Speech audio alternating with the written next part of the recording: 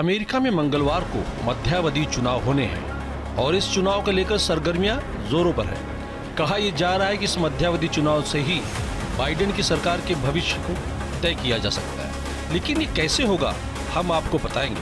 फिलहाल चुनाव को लेकर एक खास जानकारी आपको दे दें कि नियमों के मुताबिक अमेरिका में मध्यावधि चुनाव नवंबर महीने के पहले मंगलवार को कराए जाते हैं। लेकिन अगर पहला मंगलवार महीने का पहला दिन हो तो इस स्थिति में इसे महीने के दूसरे मंगलवार को शिफ्ट किया जा सकता है। इस हिसाब से इस बार के मध्यावधि चुनाव मंगलवार यानी कि 8 नवंबर को होंगे।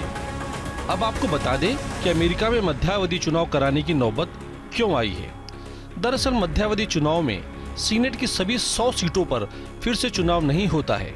ये ठीक भारत की राज्यसभा की तरह है।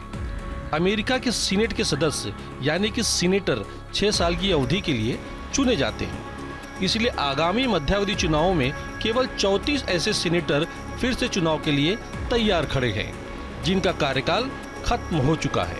मतलब ये कि इन खाली हुए या रिक्त हुए सीटों पर दोबारा से चुनाव कराए जाएंगे। वहीं दूसरी तरफ प्रतिनिधि सभा यानी कि हाउस ऑफ रिप्रेजेंटेटिव के सभी 435 सीटों पर चुनाव होना है, क्योंकि इसके मेंबरों का कार्यकाल महज 2 सालों का होता है, जो कि कंप्लीट हो चुका है।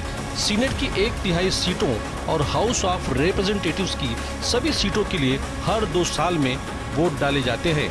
ये चुनाव राष्ट्रपति के कुल 4 साल के कार्यकाल के बीचों बीच आते हैं और इन्हें ही मध्यावधि चुनाव कहा जाता है। अब जानिए कि ये मध्यावधि चुनाव महत्वपूर्ण क्यों होता है। ये चुनाव महत्वपूर्ण इसलिए है क्योंकि जिस पार्टी का भी दोनों सदनों पर नियंत्रण होगा वह कानून बनाने की प्रक्रिया को नियंत्रित करता है।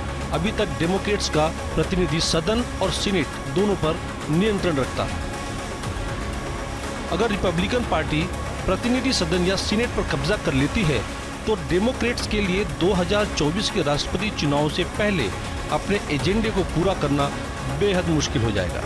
इस रिपोर्ट में इतना ही। देश दुनिया की तमाम खबरों के लिए हमारे चैनल न्यूज़ इंडिया को सब्सक्राइब करें।